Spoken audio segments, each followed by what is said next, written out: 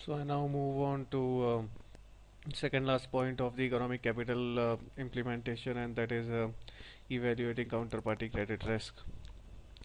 So evaluating counterparty credit risk is a bit daunting task because we have to obtain data from multiple systems, measure exposure for enormous number of transactions, including many transactions that are optional, and spanning a wide amount of time period, monitoring collateral and netting arrangement, and categorizing across many counterparties. And as a result, well-developed process and training staff has to be deployed to deal with the counterparty credit risk.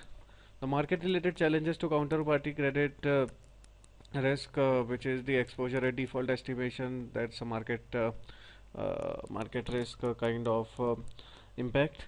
So counterparty credit exposure may require simulation of market risk factor and reevaluating the counterparty position under simulated risk factors, and the shocks that might come into play. And this is very similar to war. If you consider two challenges that are there when war model technology comes into to measure counterparty risk. One is the market war combine all position of a portfolio into single simulation. Therefore, gain from one position may offset loss from other position in the same simulation. And however, counterparty exposure measure does not allow netting across multiple parties. As a result, to compute amount of netting on each transaction increases the computational complexity. And the second is market risk war calculated are usually performed for single short-term holding period. However, counterparty measurement must be performed for multiple holding period into the future. Therefore, market risk factors need to be simulated over much longer time than in the war calculation and the re-evaluation of potential exposure for the entire portfolio. And the credit related risk related challenges becomes probability of default and loss given default. So the bank must calculate probability of default and loss given default for the counterparty and transaction. Then for hedge fund, the measurement challenge occurs when there is little information provided underlying funds, volatility, leverage, and type of investment strategies employed.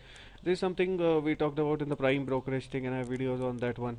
That's the risk that a dealer banker face when they have to deal with a hedge fund. So that comes into play there. So even for counterparties with which the bank has other credit exposure, the bank still needs to calculate a specific loss given default.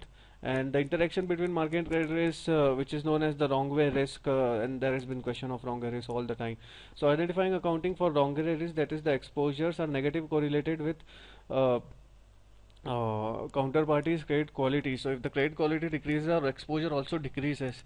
It's a significant challenge because it requires an understanding of market risk factors to the counterparty risk exposure. That would be difficult to do in the case of hedge fund, for example, which would be less transparent. Also, requirement of comparison to those sensitivities to factor sensitivities bank on estimate exposures to the counterparty. The magnitude of wrong way is difficult to quantify in economic capital modeling. So require long time horizon at high confidence interval level. Uh, so wrong way risk comes into play more or less with the hedge funds where uh, exposure that are negatively correlated with the counterparty's credit quality. So as the counterparty credit quality increases, the exposure decreases. As the quality decreases, the exposure increases. So that's a tricky risk. And when we look at the operation risk challenging in mandatory counterparty risk, there are things like computer system managers and daily limit monitoring, mark to market, collateral management, intraday liquidity. Of course, by the definition, the operational risk challenge here is something that's not covered into market and trading. But with the evolving time, we have risk like high frequency trading and algorithmic trading, and we have a case of night capital, and these kind of risk are operational risk which is due to computer systems. The quantification of operational risk is a significant challenge, especially when it pertains to new rapidly growing business, new products, and plus intraday events of credit.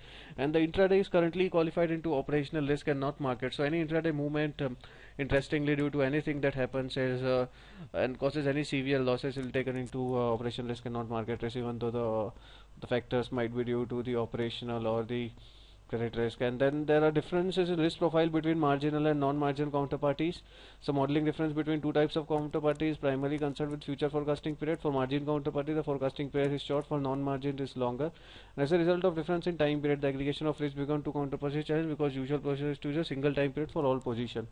So there are aggregation challenges in summary where which are significantly increased when we moving from credit risk from one counterparty to other counterparty, or both have derivative or security financing activity, or both have high level credit risk measurement are required. And breaking down counterparty into detailed component is again another challenge. And and then again aggregating them becomes another challenge. So that was evaluating the counterparty credit risk and the challenges that we are facing in that. Now we move to the next, which is assessing the interest rate risk. And the computation rank from long holding period of our bank's balance sheet and need to model estimated and undetermined cash flows in both assets and liabilities due to embedded optionality of many bank book items. So optionality in banking book item, a major measurement challenge is found with non-linear risk from long-term fixed income obligation with embedded option for borrower to repay and from the embedded option in non-maturity deposits. So in considering the asset from a balance sheet, prepayment risk option like mortgage-backed security, consumer loan, the main form of embedded option, the prepayment option results in uncertain cash flow and makes interest rate management difficult task. In considering liability side, there are two embedded options in non-maturity. The bank has an option to determine the interest rate paid to depositor, and when to amend the rate, the depositor has the option to withdraw up to the entire balance with no penalty. The interaction between these two embedded options creates significant evaluation and interest rate measurement option. Sufficient modeling optimization requires a complex stochastic path evaluating techniques. So bank's pricing behavior. This factor contributes to challenges measuring the interest risk of the bank book item. For example, it would require to modelize the percentage of many different non-maturity banking products as well as model determine bank interest rates that consider general market condition, customer relationship, commercial power, and optimal commercial policies. Determining bank interest rate would require the pricing of credit risk. The pricing of credit risk applied to different banking products create a challenge because it would require a pricing rule that links credit spread to change in macroeconomic condition interest changes. So the choice of stress scenario that we have here.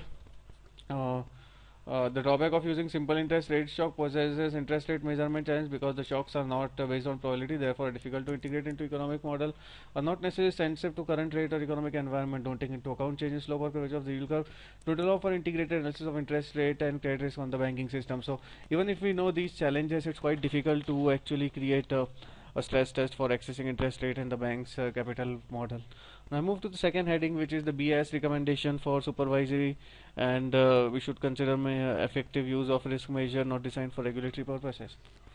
So there are 10 BIS recommendations to consider: use of economic capital in assessing capital adequacy, senior management, transparency and integration decision making, risk identifications, risk measure, risk aggregation, validation, and dependency modeling in credit risk, counterparty credit risk, interest rate risk in a banking book. So we already had a little talk about each one of them, but these are the 10 principles. So assessing capital adequacy, senior management, risk identification, aggregation.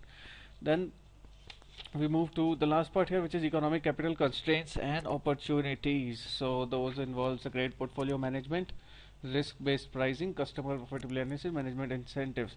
So credit portfolio management, it has got constraints like credit quality of each borrower is determined by portfolio context, not on a standalone basis. A loan's incremental risk contribution is determine the concentration of loan portfolio. Opportunity is offered. The process allows once determined appropriate hedging strategy used in reducing portfolio concentration. Credit portfolio management becomes a mean for protecting against risk deterioration. Then we have the risk-based pricing, and we have constraints and opportunities, and customer profitability options and management incentives. So studies show that compensation schemes are minor consideration in terms for actual use of capital at a business unit level, and it suggests that management incentive is an issue that motivate manager to participate in technical aspects of economic capital modeling. So those are some constraints and opportunities in customer profitability analysis, risk-based pricing. In the risk-based pricing, the constraint imposed the pricing decision are based on expected risk-adjusted return capital. So deals will be rejected if they are lower than specific RAROC. The proposed interest rate is determined by amount of economic capital allocated to the deal. And the pricing include the cost of funding, expected loss, allocated economic capital, additional return. Therefore, minimum interest rate is defined that will increase the shareholders' value.